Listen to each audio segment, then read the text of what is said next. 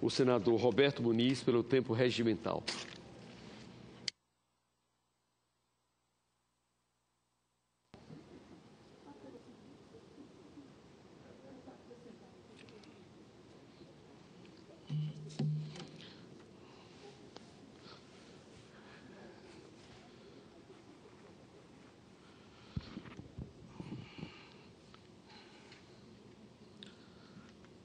Senhor presidente, senador José Pimentel, que honra esta casa assumindo a presidência de forma interina nesse momento,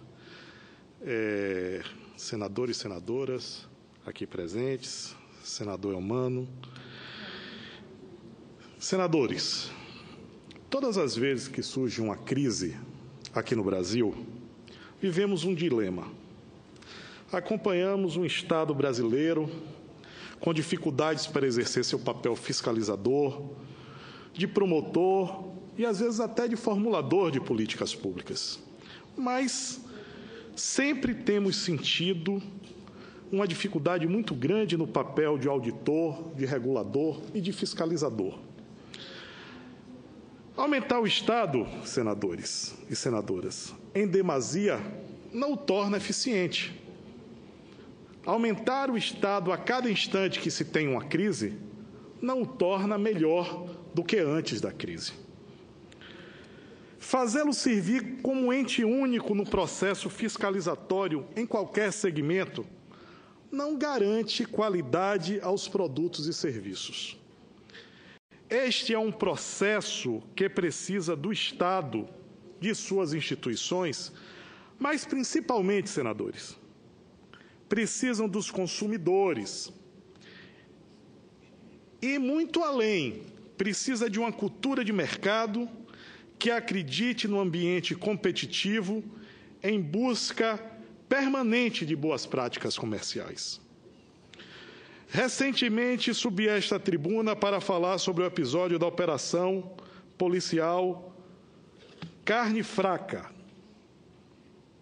alvo de denúncias de tráfico de influência, de corrupção, e ainda hoje estamos vivenciando consequências danosas desta ação. E que saldo fica? Fica uma percepção para parte da sociedade que precisamos ter mais Estado. E o que me traz hoje ao debate é a convicção que precisamos de mais autorregulamentação e menos Estado. Chega do discurso ou da discussão se precisamos de um Estado mínimo ou, do outro lado, de um Estado suficiente. Precisamos, senador Pimentel, de um Estado inteligente, comprometido com a sua função, um Estado que saiba usar a parceria e a articulação para melhor poder entregar serviços à população brasileira. O modelo da autorregulamentação no Brasil é que precisamos avançar. A exemplo do que ocorre com o Conselho Nacional de Autorregulamentação Publicitária, o CONAR. Pode e deve se expandir para diversos segmentos. Este é um case que deve ser olhado como fonte de inspiração para todos os outros setores.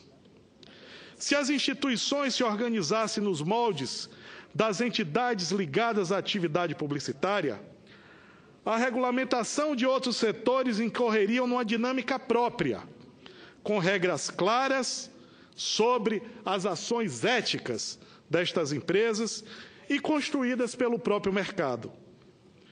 E, como consequência, minimizaria inúmeros conflitos para produtores, para o próprio Estado e para os consumidores brasileiros. Como o CONAR, uma instituição não governamental que fiscaliza a ética da propaganda comercial veiculada no Brasil.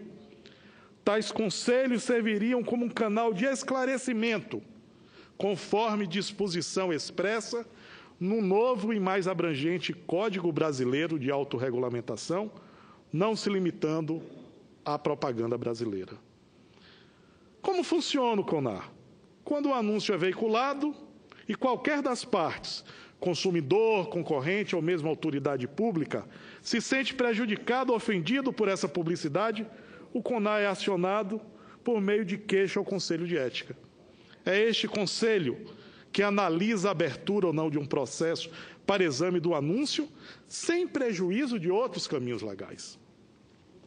Os seus conselheiros são representantes das agências de publicidade, dos anunciantes, dos veículos e dos consumidores. Um conselho equilibrado, bem representado, e é ele que vai decidir se fará a recomendação, que pode determinar desde a alteração do anúncio ao impedimento de ser este anúncio veiculado novamente. Vale destacar que as decisões do Conselho são rigorosamente respeitadas pelos veículos de comunicação, pelas agências de propaganda e pelos anunciantes brasileiros. Ou seja, há uma subordinação ao mercado a princípios éticos qualificados pelo próprio mercado. O CONAR age de maneira educativa, como em casos em que adverte o anunciante ou sua agência, excepcionalmente acontece a divulgação pública da reprovação do Conselho. E se a denúncia não incorreu contra qualquer dispositivo do Código Brasileiro de Autorregulamentação Publicitária, ela será arquivada. O modelo do CONAR é de não interferir na relação comercial entre vendedor e o prestador de serviço e o consumidor. Nestes casos, prevalecem como dispositivo acionar qualquer proteção do Código dos Direitos do Consumidor, que permanece como salvaguarda do cidadão brasileiro, e dos órgãos governamentais que aplicam, como os PROCONs, os Institutos de Defesa do Consumidor, ou seja, não há prejuízo para qualquer uma das partes. O caminho da autorregulamentação se mostra importante e, quem sabe, um dia sem volta. Por isso que é merecedor da nossa atenção. São iniciativas de caráter informativo que consolidarão as regras para minimizar conflitos para produtores e consumidores. E a autorregulamentação está presente em iniciativas promissoras, enquanto ainda convivemos com muitos produtos colocados à disposição dos consumidores brasileiros, sem que cumpram adequadamente as suas finalidades. Existem indústrias que preventivamente lançam mão de tecnologias e sistemas que qualificam o produto antes de colocá-los nas gôndolas e também os serviços serem prestados diretamente ao consumidor. São empreendedores que buscam, por exemplo, os serviços de laboratórios criados para atender às inúmeras demandas dos programas de qualificação, inclusive programas instituídos dentro do governo federal.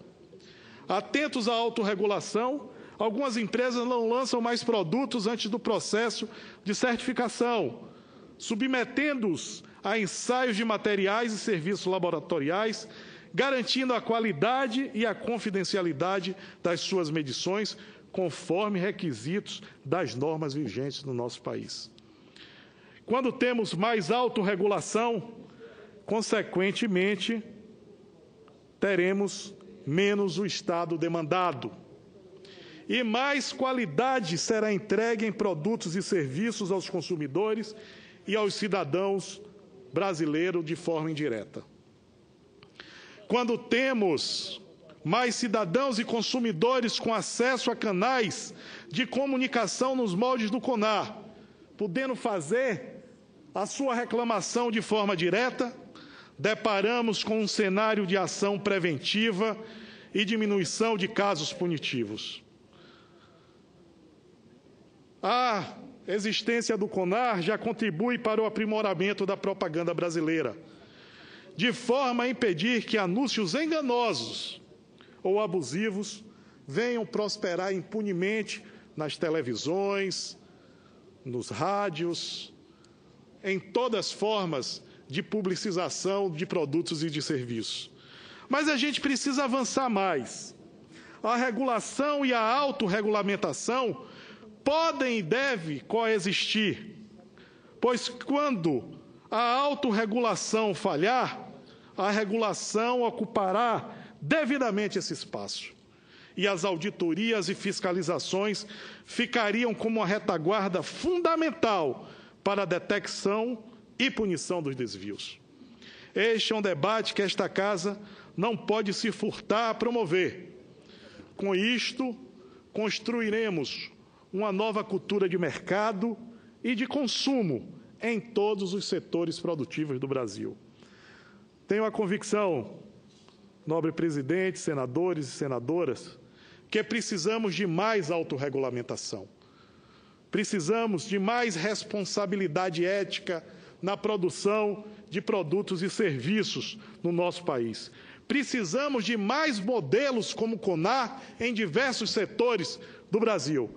Porque precisamos, finalmente, sair da dualidade do Estado menor, pequeno, insuficiente, ou de um Estado macro, grande, incapaz de dar essa retaguarda para a população brasileira. Por isso, em vez dele pequeno ou dele muito grande, precisamos de um Estado inteligente. Muito obrigado, senhor presidente.